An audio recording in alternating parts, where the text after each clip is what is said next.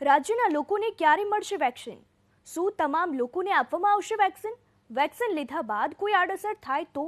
શું રાજ્યમાં આવી શકે છે કોરોનાની ત્રીજી લહેર કે પછી રાજ્ય થશે કોરોના મુક્ત? મારા, તમારા અને સૌના મનમાં ઉદ્ભવતા તમામ પ્રશ્નોના જવાબ લેવાનો એબીપી અસ્મિતાએ રાજ્યના આરોગ્ય કમિશનર જયપ્રકાશ શિવહરે પાસેથી પ્રયાસ કર્યો. લગભગ વર્ષ આખું કોરોનાના સંક્રમણના ડર વચ્ચે પસાર થયું અને હવે વેક્સિન સ્વરૂપે એક નવું કિરણ ઉજાસ લઈને આવી એવી શક્યતા છે. ત્યારે આ તમામ મુદ્દાઓ પર ચર્ચા કરવા આપણી વચ્ચે ઉપસ્થિત છે ખુદ રાજ્યના આરોગ્ય કમિશનર જયપ્રકાશ શિવહરેજી. સર, સ્વાગત છે આપનું એબીપી અસ્મિતામાં. સર, અત્યારે મોટાભાગના લોકોને પણ પ્રશ્ન થાય છે અને મારા મનમાં પણ એમ થાય છે કે આખરે ગુજરાત કોરોના મુક્ત ક્યારે થશે? આપણે જાણીએ છીએ કે આખા દુનિયામાં રિસર્ચ થઈ રહી છે, આની કંઈ દવા મળે. આમાં પણ ઘણી બધી શોધ થઈ છે. તો જ્યાં સુધી દવા અને વેક્સિન ના આવે ત્યાં સુધી આપણા હાથમાં એવું છે કે આપણે તમામ લોકો કોવિડ અપ્રોપ્રિએટ બિહેવિયર જાળવી રાખે, માસ્ક ફરજિયાત પહેરવાનું, સોશિયલ ડિસ્ટન્સ જાળવવાનું અને બને ત્યાં સુધી આપણે બિનજરૂરી હોય ત્યાં બહાર ના જઈએ. મોટી સંખ્યામાં જ્યાં લોકો ભેગા થાય એવી સ્પોટ આપણે અવોઇડ કરીએ અને હેન્ડ હાઇજીન જે આપણે કહીએ છીએ, હાથ વારંવાર ધોવાનું. આ કોવિડ અપ્રોપ્રિએટ બિહેવિયરથી આપણે ચોક્કસપણે કોવિડથી બચી શકીએ. અને ઇવન વેક્સિન આવ્યા પછી આપણે આ કાળજી રાખવાની છે કે કોવિડ અપ્રોપ્રિએટ બિહેવિયર જાળવીએ એટલે આપણે એ ઇન્ફેક્શન ના લાગે. સર, અત્યારે જે રીતે આંકડાઓ આવી રહ્યા છે, રાજ્યમાં ધીરે ધીરે મહદઅંશે કોરોનાનું સંક્રમણ ઘટી રહ્યું છે. તો શું માની શકાય કે કોરોનાનો અંત નક્કી કે પછી હજુ પણ ત્રીજી લહેરની શક્યતા? જેમ આપણે કીધું કે કોવિડનું કંટ્રોલમાં રાખવું બધા લોકોના હાથમાં જ છે. જ્યાં સુધી લોકો આ તમામ વસ્તુઓ જાળવી રાખે છે ત્યારે કોરોનાનું પ્રમાણ ખૂબ જ કંટ્રોલમાં આવી જાય છે. દિવાળી તરત જ પછી જે સર્જ જોવા મળ્યું હતું, આમાં એક એવું આવી ગયું હતું, લોકો માસ્ક પહેરવાનું ઓછું કર્યું હતું, શોપિંગમાં નીકળ્યા હોય, લોકો મોટા પાયે ભેગા થતા હોય, આને લીધે સંક્રમણ અચાનક વધ્યું હતું. તો આપણે ફરીથી કોરોનામાં સર્જ ના આવે, આપણે આપ સૌની, આખા સમાજની જવાબદારી છે, તંત્રની જવાબદારી છે. આપણે બધા પ્રયાસ કરીએ છીએ.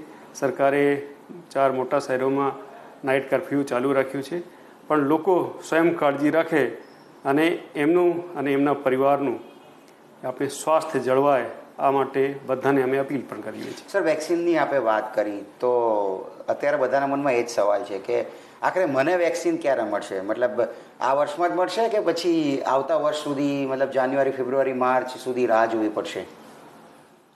જે મેં અગાઉ કીધું, સરકારની પ્રાયોરિટી છે કે health care workers, frontline workers અને 50 વર્ષથી ઊંચી વયના લોકો, જે લોકોમાં મોર્ટેલિટીનું પ્રમાણ 100% ઘટાડવું છે, એવા પ્રાયોરિટી ગ્રુપ્સ, કેમ કે એમને ચેપ લાગવાની શક્યતા વધારે છે. તો એવા લોકોને આપણે પ્રાયોરિટીમાં આપવાની છે વેક્સિન. અને આપણે જેમ જેમ વેક્સિન આવશે તેમ ભારત સરકાર જે રીતે ગાઈડલાઈન બહાર પાડશે આ પ્રમાણે વેક્સિન આપવામાં આવશે. સર, આપ ભારત સરકાર સાથે પણ સંપર્કમાં હશો અને આપને નિયમિત ડેટા પણ મળતા હશે. આપણે કેટલા સજ્જ છીએ? મતલબ ક્યાં સુધીમાં આવી શકે એવું છે? સરકારની તૈયારી કેવી રીતની છે? મતલબ એકાદ મહિનામાં આવશે, 15 દિવસમાં આવશે? મળે છે ઘણી બધી માહિતી ઓલરેડી પબ્લિક ડોમેનમાં જ છે અને એટલે હું આમાં કંઈ કયાસ લગાડવા માંગતો નથી. જેમ ભારત સરકાર જાહેર કરશે, પહેલાં તો કોઈપણ જાતની વેક્સિનને મંજૂરી મળે અને ત્યાર પછી આનું શેડ્યુલ જાહેર કરવામાં આવશે. અત્યારે આપણે જાણીએ છીએ ફેઝ 3 ટ્રાયલ્સ ચાલી રહ્યા છે. 3 કંપનીઓએ ઇમરજન્સી ઓથોરાઇઝેશન માટે અપ્રુવલ પણ માંગ્યું છે. જ્યારે સરકાર તરફથી મંજૂરી મળશે તો આ જાહેરમાં જ આવશે અને ત્યાર પછી શેડ્યુલ બહાર પડશે. આ માટેની વેક્સિનેશનની એડમિનિસ્ટ્રેશનની તૈયારીઓ અમે બધી કરી દીધી છે. સર, પણ શું બધાને જ વેક્સિન મળશે કે અમુક નિશ્ચિત વર્ગને જ મળશે? એટલે ગુજરાતના દરેક નાગરિકને વેક્સિન મળશે? આમાં આટલું કહી શકીએ કે આપણે બધાને વેક્સિનેશનની જરૂર પણ ના પડે કદાચ, કેમ કે એવું સંક્રમણ અટકાવી શકાય આ લેવલે આપણે પહોંચી જઈએ તો પછી પણ ભારત સરકાર તરફથી જે અત્યારે સૂચના મળી છે આમાં મૂળ છે કે મોર્ટાલિટીનું પ્રમાણ ઘટાડવું છે. એટલે પ્રાયોરિટીમાં કયા વ્યક્તિઓને આપવાનું જેથી આ ચેન બ્રેક કરી શકાય અને જે લોકો વધારે વલ્નરેબલ છે એમને આપણે જોખમ ઓછું કરી શકીએ. સાથે સાથે જે ખાસ કરીને યુવાન વર્ગ છે, બાળકો છે, એમને ઇન્ફેક્શન લાગે પણ તો પણ એમને આમાંથી બહાર આવી જાય છે એવી શક્યતા વધારે રહે છે. તો ભારત સરકાર જે પ્રમાણે શેડ્યુલ બહાર પાડશે આપણે આગળ વધશું. આ માટેની જે નિર્ણયો છે, નીતિ વિષયક નિર્ણયો છે, સરકારમાંથી આવવાના છે. આપણે પણ આની રાહ જોઈ રહ્યા છીએ. જે લોકો વેક્સિનની ગુણવત્તા બાબતે શંકા રાખી રહ્યા છે, આપ એમને શું અપીલ કહેવા માગો છો? આપ શું કહેવા માગો છો એમને? માનનીય વડાપ્રધાનશ્રીએ પણ એમના ઉદ્બોધનમાં કીધું હતું કે તમામ જાતની વેક્સિન જે પણ અત્યારે ટ્રાયલ ચાલી રહ્યા છે, આ બહુ સાયન્ટિફિક વેમાં આનું ટ્રાયલ થયા પછી જે કંઈ ગાઈડલાઇન્સ હશે ગુણવત્તા માટે કોઈ પણ જાતની કચાશ નહીં રાખવામાં આવે. આપણે સરકાર ઉપર 100% ભરોસો રાખવો જોઈએ, કેમ કે સરકાર 100% કાળજી રાખી રહી છે. ઉતાવળમાં કોઈ પણ વસ્તુ થઈ નથી રહી. સર, સંપૂર્ણ રીતે રસીકરણ થઈ જાય, વેક્સિનેશન થઈ જાય પછી પણ માસ્ક પહેરવો રહેશે આવશ્યક કે પછી માસ્ક પહેરવામાંથી મુક્તિ મળશે? અત્યારે જ્યાં સુધી ઇન્ફેક્શનની ચેન બ્રેક ના થાય, જ્યાં સુધી મોટા પાયે લોકોનું વેક્સિનેશન ના થઈ જાય, એમનામાં ઇમ્યુનિટી ના આવી જાય, ત્યાં સુધી આપણે સૌને કોવિડ અપ્રોપ્રિએટ બિહેવિયર જાળવવાનું છે, માસ્ક પહેરવાનું છે. એટલે આજની તારીખે તો આપણે એવું કહી શકીએ કે આપણે 100% કાળજી રાખીએ. જેમ જેમ આમાં પ્રગતિ થશે, જેમ જેમ વેક્સિનેશન વધતું જશે, તેમ તેમ ઇન્ફેક્શનની શક્યતા ઓછી થતી જશે. પણ આપણે નજીકના ભવિષ્યમાં એવું આપણે માની શકીએ કે આપણે માસ્ક પહેરવાનું છે. સર, વેક્સિન આપતી વખતે મતલબ કેવી રીતે વેક્સિનેશન થશે? આપણી જે આયોજન છે કે વેઇટિંગ રૂમ હોય, વેક્સિન રૂમ હોય, ઓબ્ઝર્વેશન રૂમ હોય, વેક્સિન સેન્ટર પર કયા પ્રકારની વ્યવસ્થા છે, એની કોઈ આયોજન? સરકારે આ માટે એક કોવિન કોવિન પ્લેટફોર્મ ઊભું કર્યું છે.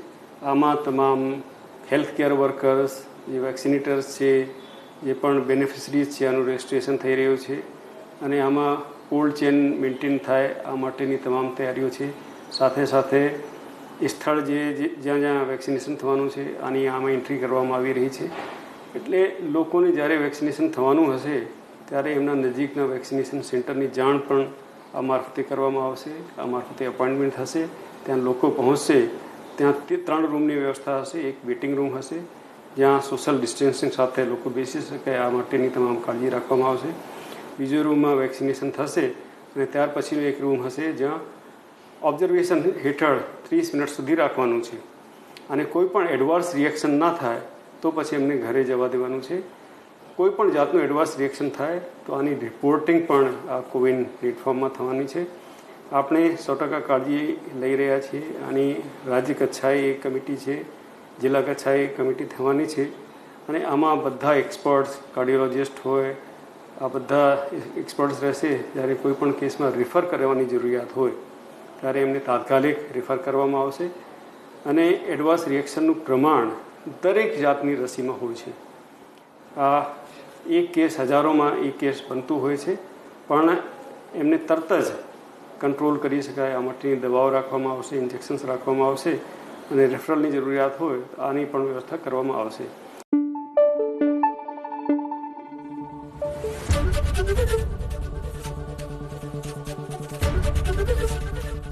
એબીપી અસ્મિતા, ગુજરાતની અસ્મિતા.